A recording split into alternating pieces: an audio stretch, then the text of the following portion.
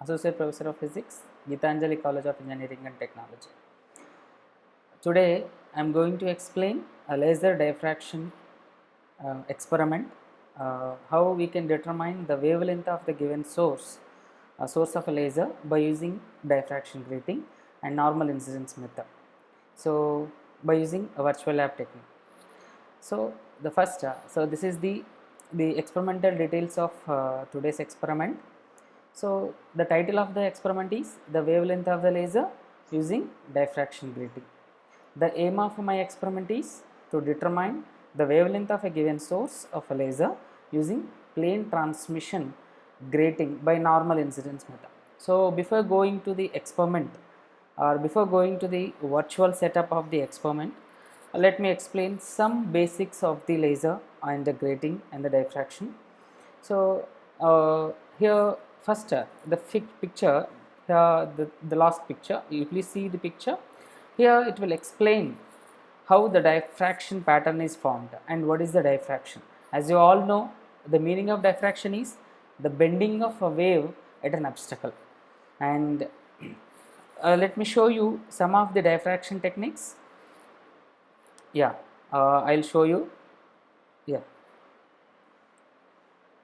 So before going to explain about a grating, let me show you how many types of diffractions are there and how diffraction pattern will be formed with the single slit, double slit, multi slits. Let me show you by using an animation. So all of you please see here, see this animation.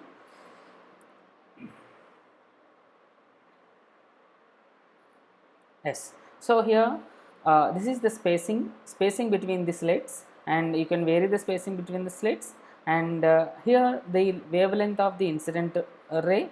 Now initially I am keeping for one gap, which means this is the diffraction pattern for single slit, and this is the diffraction pattern for single slit of a radiation of wavelength 632 nanometer, which means a red, which means there is only one intensity is formed.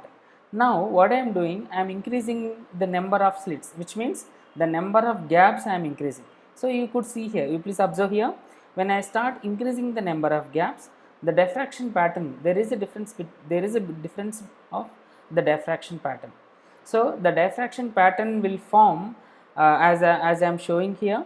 So you could observe here at the center the maximum intensity is formed. As you are moving away from the center, the intensity will be decreased. If I increase furthermore, which means here I am observing for 3 gaps. In the same way, let me choose for 10 gaps, let me say.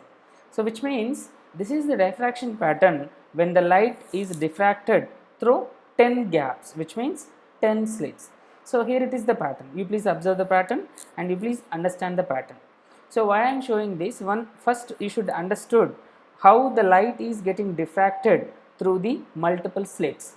So here I am using 10 gaps, which means 10 slits. So this is the diffraction pattern which is going to be formed after diffracting through the slits.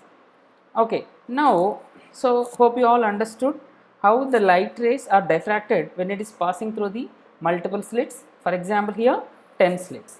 Now coming to our experiment. So as you all understood what is a diffraction and how the diffraction is happened when it is passed through the multiple slits. So this is for one slit, and I have shown you how it will form for 10 slits.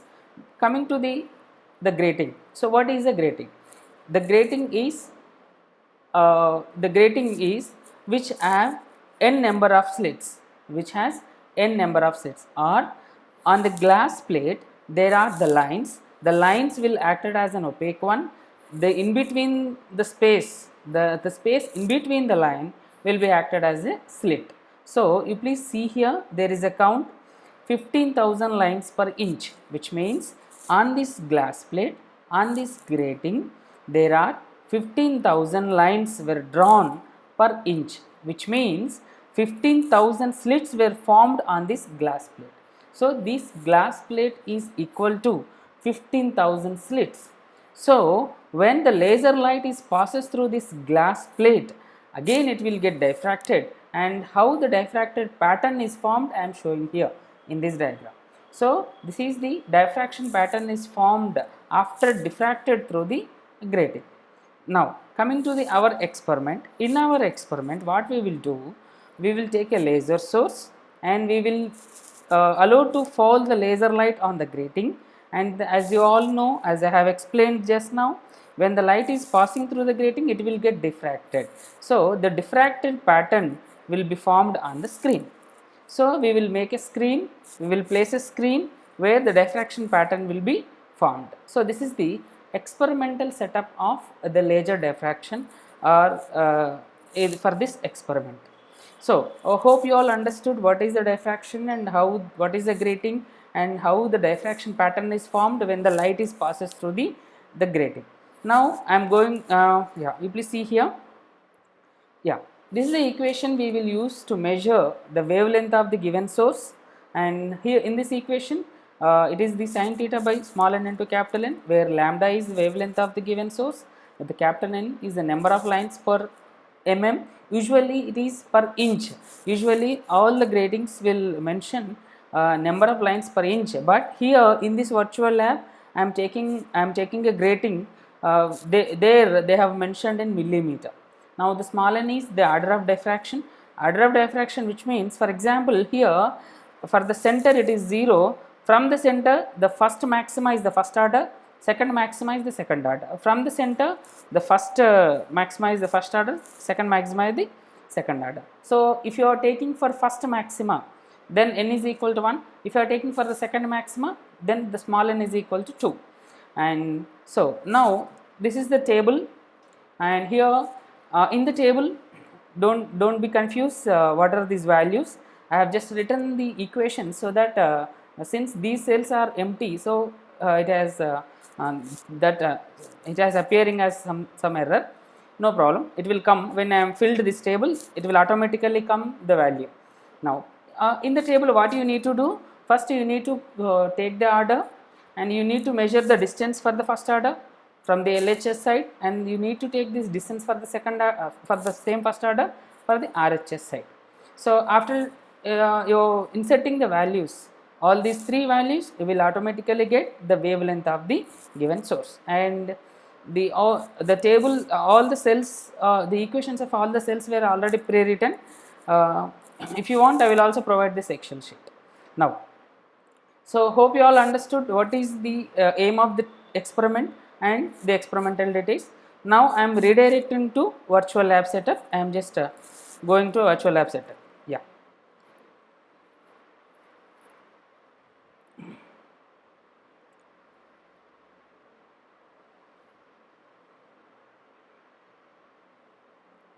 Yeah. So all of you please see here. This is a virtual lab setup. For the proper appearance, I am just zooming out. Hold a moment, I will just.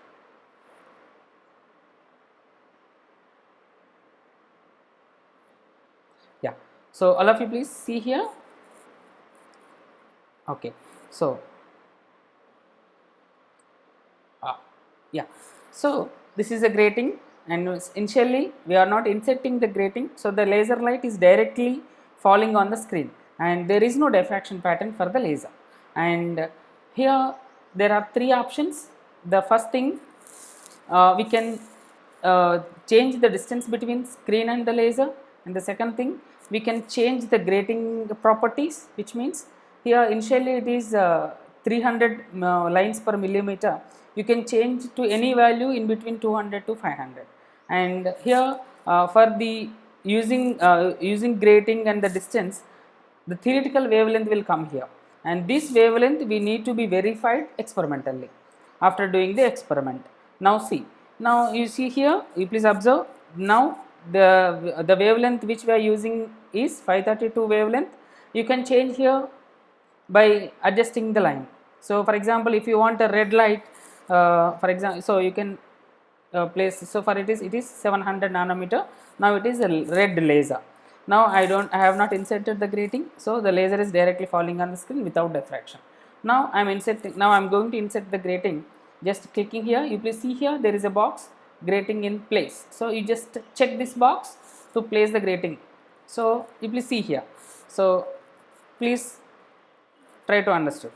So I am just placing the grating. Now I am after inserting the grating, the light ray is getting diffracted, and this is the center maxima. So you please see here, it is the center maxima, and this is the first maxima and the second maxima. Hope I will show you. Wait a moment. Yeah.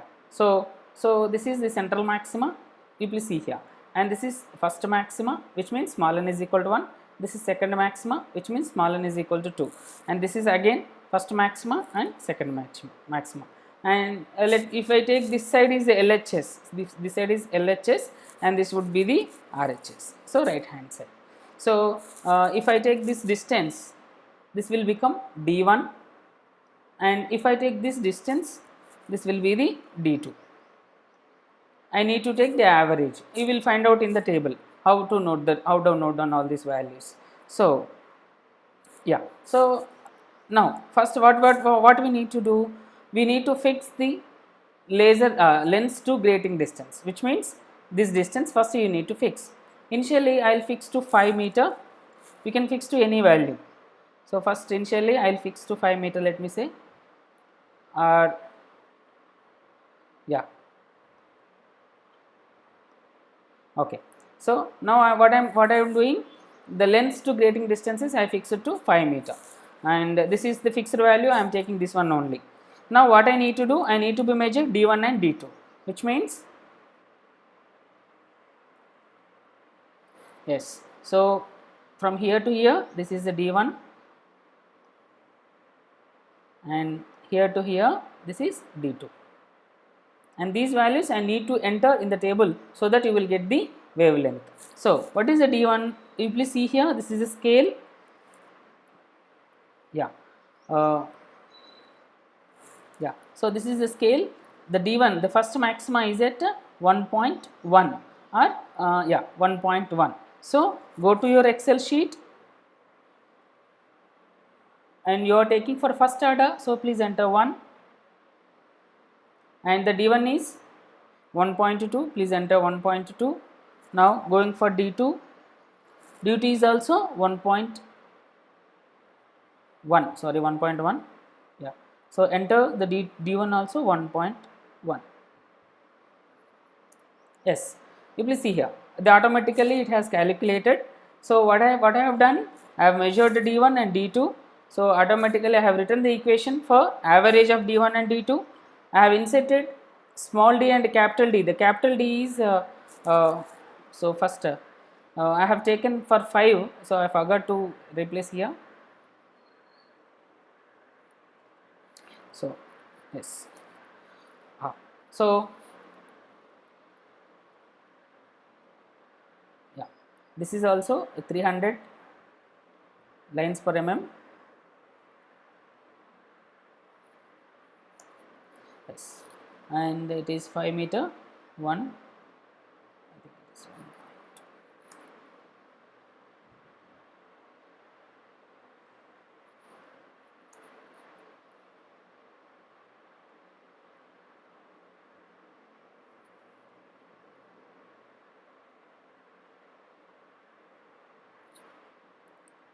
Yes, so we'll see.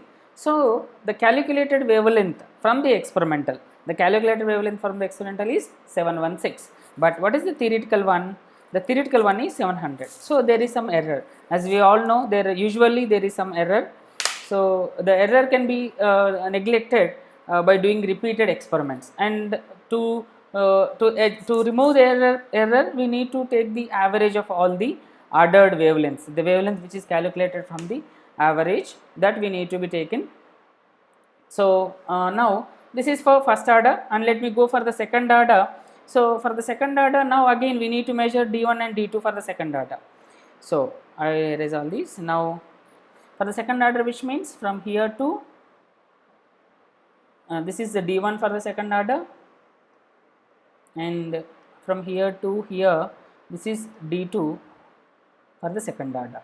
So the D1 is now around, it is 2.3. So now again I will enter the data.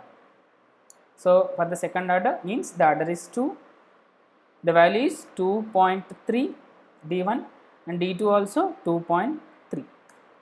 Yeah, you please see here. It is now little low value. Here I got high value. Here I got low value. So if I take the average, I may get the I may reach to closer to the theoretical one. So now I am going to take third order.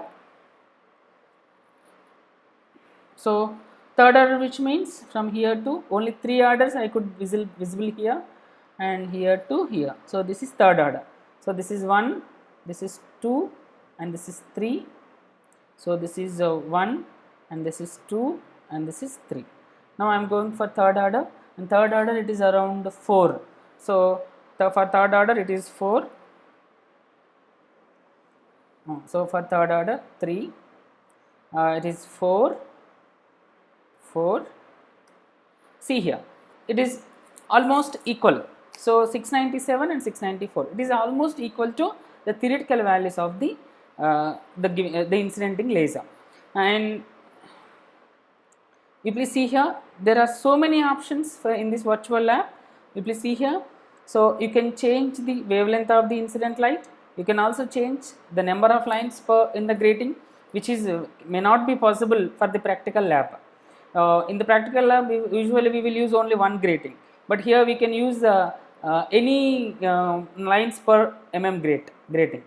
So that is the first advantage of this virtual lab, and you can change the screen distance also to any distance.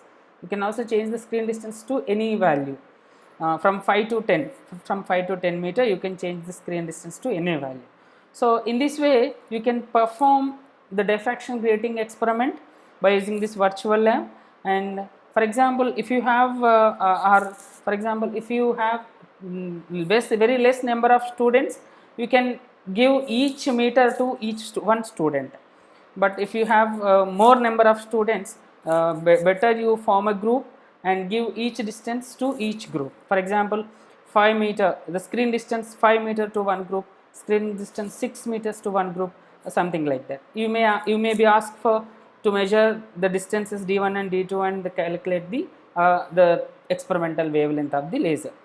And so you need to be verified with the theoretical wavelength of the laser. So after doing the experiment, what you need to do here? So first, so let me have 716 and 697. Let me average, because I need to know what is the error percentage. 694. Yeah. So the average is 700. You please see here, the average is 700. So the standard wavelength of given laser is it is 700. So 700 nanometer. And how much we got the wavelength of given laser beam obtained through the experiment? What is the average of these three? You please see here. Average is 702. So you can write here 702 nanometer. 702 nanometer. Then what is the error percentage? There is no much error percentage. We could able to do the experiment virtually very accurately, and I think very less than 1. There is the error percentage less than 1. So we have done very properly. So that is the good thing by the virtual lab. And the another advantage of this virtual lab is we can do with any variations, with the number of variations, and we can easily understood the concept. And as you could see here, when I am increasing the wavelength, the distance between D1 and D2 orders, the distance between the orders has increased. When I are increasing the wavelength, the distance between the orders also increasing. So this we may not be possible to understood or not possible to observe in the practical lab. So there are some positives for the virtual labs. Anyway, so you can practice a lot by using this virtual lab for the laser experiment.